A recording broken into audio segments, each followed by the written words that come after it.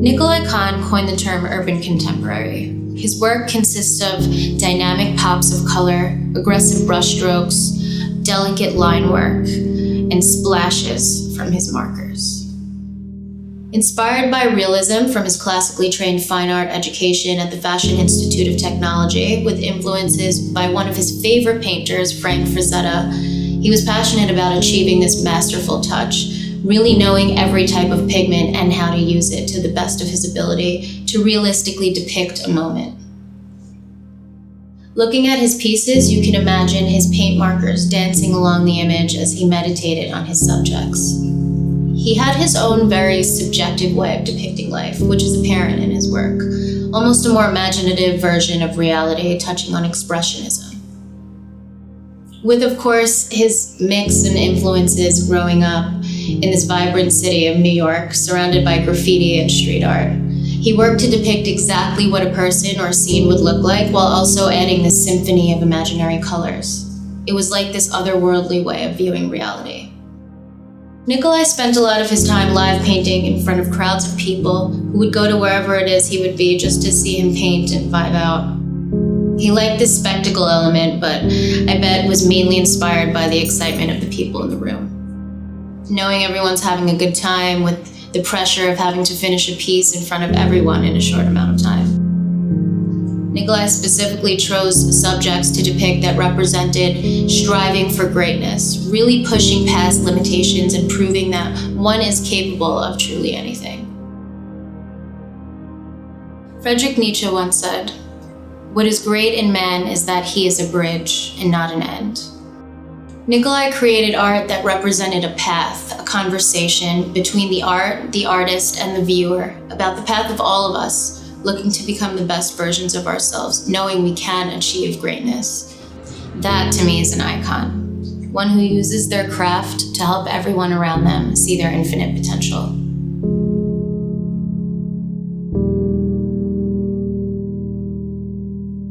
Icons are selfless. Icons are a prime example of what it means to change the world.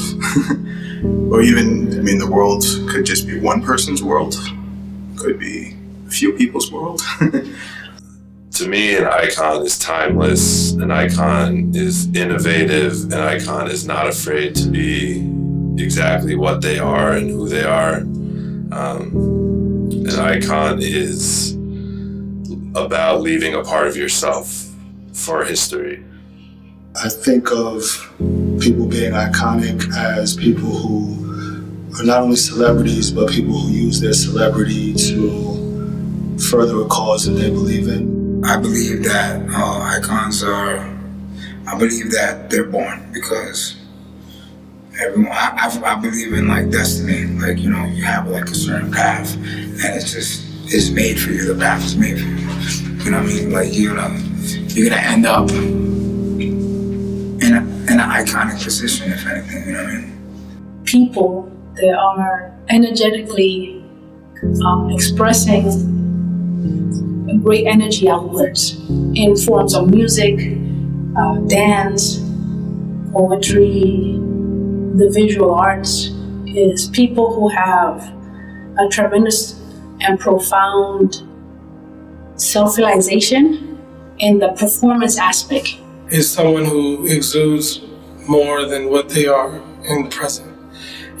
They basically are someone who can bring together a community, whether they're an artist or they're in culinary or, they happen to be maybe someone who's in politics. We've had iconic people even in that place of life.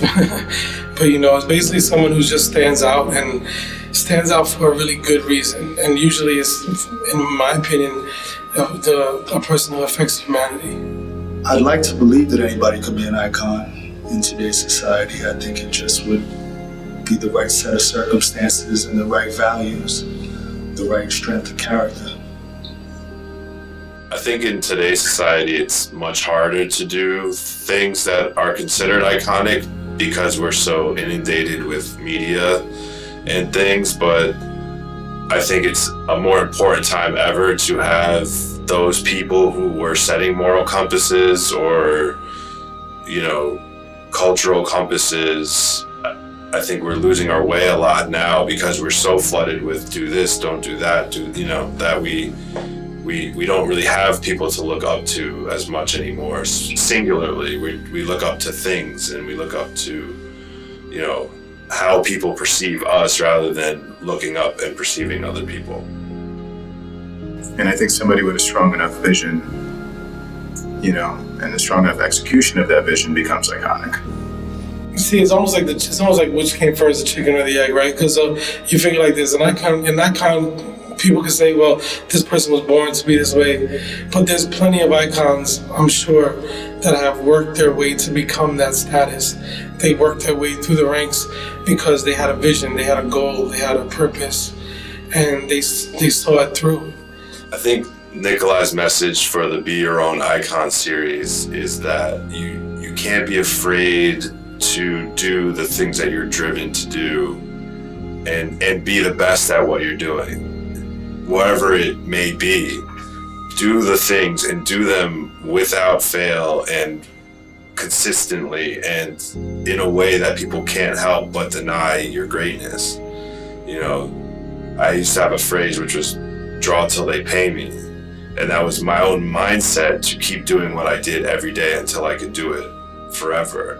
And I think that's part of Be Your Own Icon is you have to understand that you hold your power and you either will give it to yourself or you'll take it away. At first, I think most people just see what's at the surface, which is, here's, Steve Jobs, here's Bob Marley, here's all these faces I've seen so many times, created by so many people, And I think with his work, he likes to focus a lot on their quotes, the things they've said, to try and show their personality, their character, and from what I know with him, like I remember when he did Steve Jobs, he would spend 2 months researching everything about this person, every book, every word they've ever said, every interview, everything about them.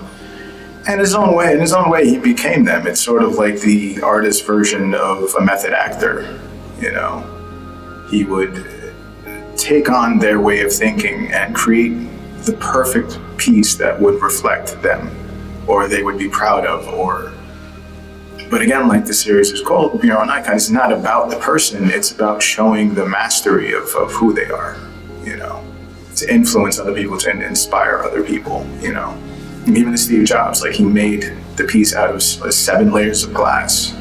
Every color's on a different layer of glass. He wanted to do something innovative because that's what Steve Jobs inspired, Although he was painting celebrities, I think it was more about the concept that anybody could be a celebrity and that it was almost arbitrary. And I think in the way he handled the different portraits, he tried to show that.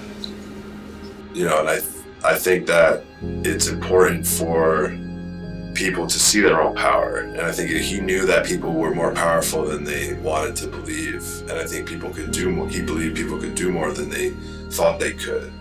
And I think he tried to prove that to people every day.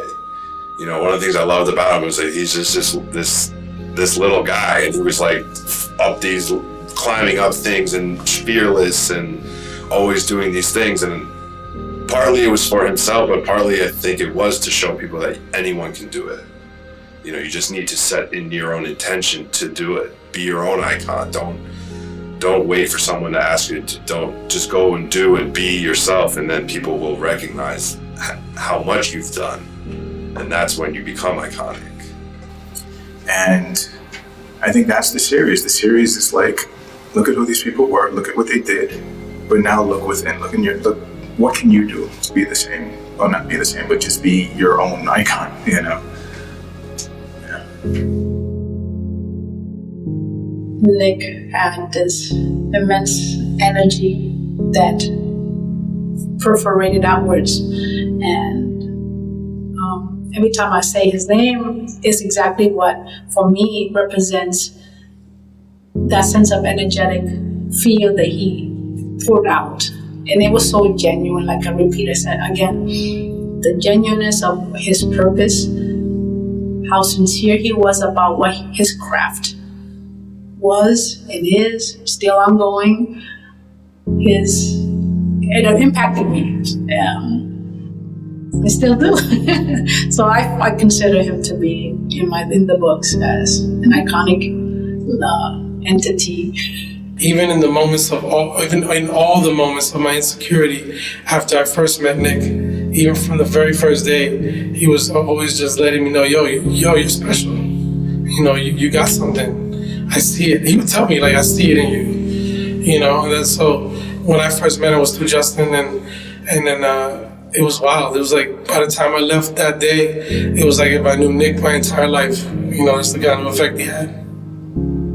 Fresh, inspiring, constant, without permission. And what I mean by that, not is in he didn't ask, but he did things when they came to him. It wasn't, oh, should I do this? It was, this is my decision, I'm going to do it. And as an artist, that's a really integral part of being a successful artist, being willing to do those things. I always looked up to him for that. Ongoing energy of love. That's what he is. An ongoing energy of supportive love. And that's what I recall of who he is energetically. It's an impact. I was happy to know him and get and be influenced by him. And he's missed. Red Star movement. Yes. He loved with all of his heart, that guy. And you knew, like, he didn't fake it. He couldn't fake those things. Like, if he didn't care, he didn't care. So, like, when he cared, you're like, oh, you really care. That's awesome. Nicholai just swam into everything. He tapped into everybody else's state of mind. He just, I can tell you, full of energy. And in there, he laced things together that help people understand the big scope that who he really was. He was not just a reflection of everybody he interacted, but he wanted to add more to it. And very rare you get to see that. Very rare in New York City, a place where people just do interactions for the game. He was not, and that captures a lot, truthfully. Love you, man. My most fond memory of him, and I think this says a lot about his character and says a lot about who he was and why he was important to so many people. I think because I'm still an introvert, but I was such a timid, like no life experience introvert when I first met him. He invited me to a party in Chelsea, and everybody's like, drinking and hanging out, and I'm just sitting in a corner. I don't know anybody. I'm not a social butterfly. I don't do small talk.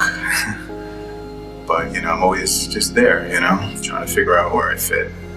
And he came and sat next to me and didn't say a word, just sat next to me. And then a few minutes go by and it's just, almost to the point of uncomfortable, silence. And then he leans over and he's like, what do you see? I was like, what do you mean? He's like, look around, what do you see? I want to know what you see. I was like, well, I don't know, just people hanging out, people partying, having a good time. I was like, yeah, you're right. So you want to see what I see? He's like, those two, they're about to fight. Give them like 2 minutes. It's like those two, he's trying to talk to her. She's not having it. Look at his face, And he's looking at other people and he's pointing out every social interaction happening in the room. And then also predicting how it's all going to play out, And then he leans over and he's like, you got to pay attention. Pay attention to people, understand people. Because then you realize you're not much different than they are. You're not below them, you're not above them, you're just the same. But you have to understand them or else you're just gonna feel inadequate, And then that was that moment kind of changed me and made me realize, a lot of things about myself and, that was Nicholai. one thing I want to say to the young people out there who want to get into art or music or whatever. Please don't stop. Like, please don't get discouraged. In fact, even if, like, treat it like it's the only thing you should be doing outside of, like, your regular, like, responsibilities, because that's what's going to turn your responsibility. Like, your responsibilities are going to go towards your art. Actually, art is such a major organism that it'll suck up everything around it. I found that out. Like, some of the great artists that I've decided to, like, study and things, the world changed around them. They didn't change the world. It happened. Like, people were so moved, you know, like Andy Warhol and Basquiat were innovative, like, whoa, you know. Exactly. The whole thing about the star is it's not even just like an attainment thing, because that's not the point of consciousness. And each point of the star, it comes from a Da Vincian concept, actually, red star. And he said that if you unify all 5 points of your senses, which are touch, smell, taste, you know what I mean, all those things, you'll have a sixth sense or a common sense, which the common person needs to find. You know? And so, like, this sixth sense is what's been the driving force behind the Red Star movement. Like, me as an artist, I want this ultimate consciousness. I want to be non-existent. You know what I mean? I want to just be an entity that exists, and everything that I do is what I am. Exactly. You know? Exactly. But I know to grow in that. Not that I'm already there, you know?